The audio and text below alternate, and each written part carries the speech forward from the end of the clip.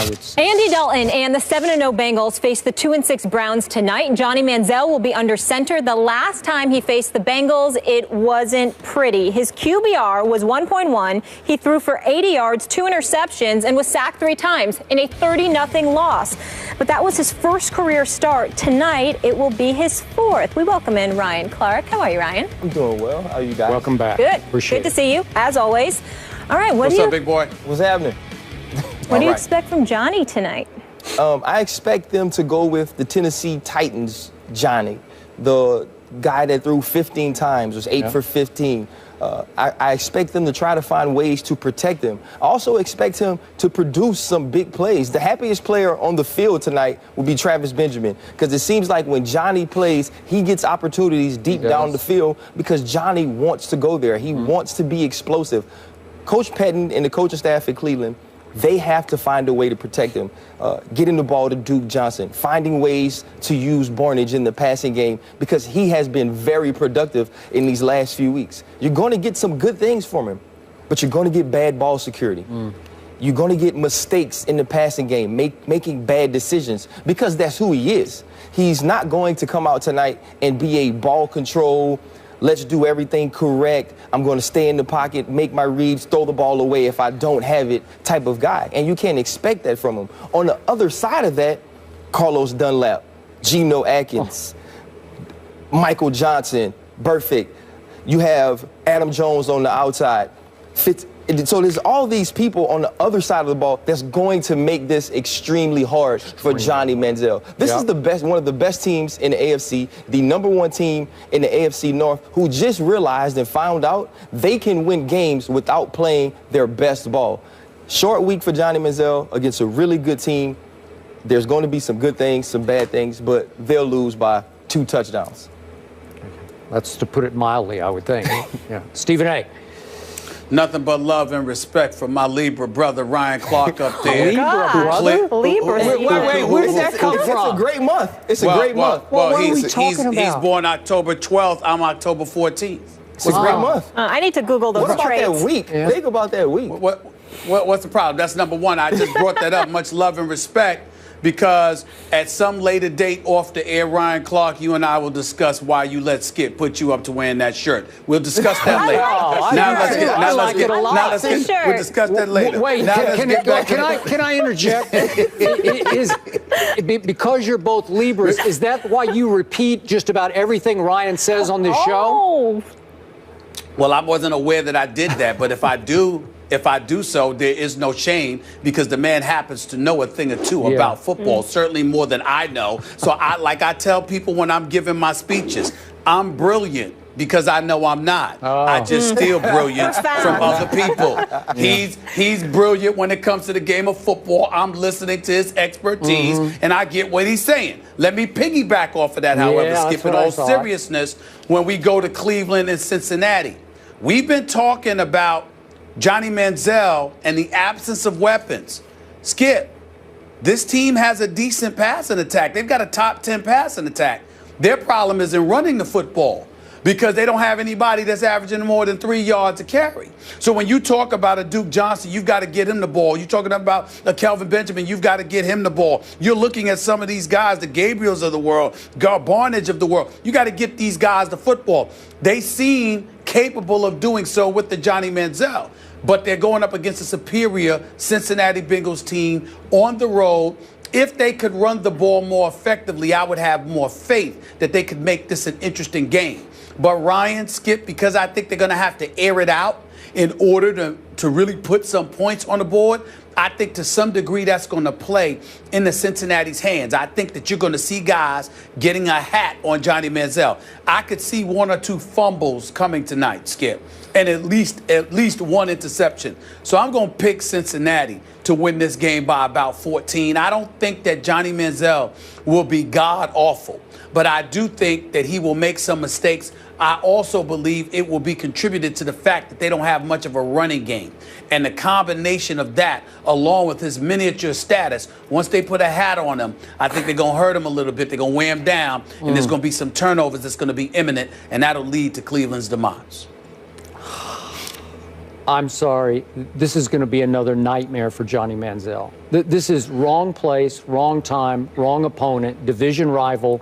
You can argue that the Browns will get up for this because it's somewhat of a rivalry, Ohio rivalry, obviously. But listen, the Browns in points scored are 25th in the league. In points allowed, they're 26th in the league. So I don't, Josh McCown's made some decent throws because he's a tough guy. He hangs in, he's smart, and yet they can't run the ball. They're 31st in rushing, so that will take no pressure off Johnny Manziel. I thought Brian Billick was interesting on Mike and Mike this morning because he said to me, as I watch it, it's so easy right now to defend Johnny because you just tell everybody, stay in your lanes, keep him in the pocket, and play zone against him because he's played so little that you know this way better than we do. But if you just mix and match a bunch of zones that are just so confusing on the fly, especially on the road against, as you said, a very talented and experienced defense, it's mind-boggling what he would see or not see because Gary Barnidge, who's had a nice year, but he's bounced around, and it's like, that's all you got is Gary Barnidge? Really? And I agree with Travis Benjamin. I mean, he can get behind people. I just don't think he'll get behind these people. I just don't think they'll allow it. And I don't think Johnny will have enough time. And we know that when Johnny gets outside the pocket, he can do as much damage as anybody in pro football when he gets outside. I don't think they will allow it. I think Marvin Lewis is too good at coaching that side of the ball. And in Cleveland's side of the ball, Joe Hayden, who's the best player in their defense to me, we had him on the show back at the NBA Finals, great young man. God bless him. He's in the concussion protocol. I'm almost sure he's not going to play tonight. So what? What are you going to do? I mean, you guys are saying 2 touchdowns. I mean, it feels like 4 touchdowns to me. It feels like it's going to get out of hand fast. Skip, go ahead. Skip, the most important. Cincinnati is 7th on defense in terms of points allowed, but 22 in terms of yards allowed, and they're 23rd against the pass. So what that says to me, because I see the personnel that they have and I know they're talented enough, is that they take a lot of chances. They bend, but they don't necessarily break, but they take a lot of chances. And I believe that because it's Johnny Manziel that's out there, somebody that they've clearly rattled in the past, I think you'll see Cincinnati taking a few things for granted, taking a few chances, and opening up opportunities for Johnny Manziel to exploit. He'll lose more than he'll win, but I think he'll have some good moments tonight and at least attempt to make it respectable. I think he'll pull that off to some degree for at least 3 quarters. Can I throw one thing out there? Dolan has struggled against the Browns, guys. They've held him under 120 yards passing the last 3 times they played. The last 2 home games, a QBR of 4. Just playing devil's advocate, not suggesting anything. That was with a good Joe Hayden. Healthy Joe Hayden. I know. That was Tayshaun Gibson last year being pretty much the breakout star at free safety. Yep. And so there were some different things going on. And it was also a different Andy Dalton. It wasn't the Andy Dalton we saw come out last week, throw a pick in the red zone, and then drive his team back down to score the winning touchdown. So you're looking at this team, and it's totally different. It's a team that has something to prove, and he hasn't been good in primetime. He really hasn't. But this team is so much better than the Cleveland Browns are, it really doesn't matter. No. Andy Dalton just has to be okay. He has to go out and not lose it. You're talking about Johnny Manziel on a short week with an opportunistic defense, because even though, like Stephen A. said, they give up yards, you look at last week against the Steelers, they created turnover. Reggie Nelson with 2 picks. Williams comes up with a huge pick on the sideline. That's why they won that game. So if they're opportunistic against a guy like Ben, even though he's coming off of an injury, think about Johnny Manziel, the chances he takes, like you said, playing a zone, getting eyes to the quarterback. Kirkpatrick, those guys, they're going to have opportunities to make plays. And I think they make plays tonight, enough plays that this game's not even close. Okay, quick thought from you. Johnny's future in this league, in football in general. I think Johnny can play. Okay. I think they're doing a really good job of bringing him along slowly. I have confidence that he can be a starting quarterback in this league. Do I think he can be an elite Pro Bowl level quarterback? I don't believe so, but I do believe he can lead a team to wins in this league. In Cleveland or elsewhere? I think he's going to have to be elsewhere. I don't think that's the place for him to excel. They don't really have the right people around him, and their offense isn't ran in a way I feel like he can be super productive. Skip, Ryan, Molly, 3 quarterbacks. Johnny Manziel, RG3, Colin Kaepernick, all need to be elsewhere. Yeah. Yes. Season. Agreed. Yep. Can I get a score quick, guys? Let me answer this real quick. Go for just it. real quick. Look, Johnny off the field has issues. We know about them. He was in rehab for an estimated 10 weeks, 2 months.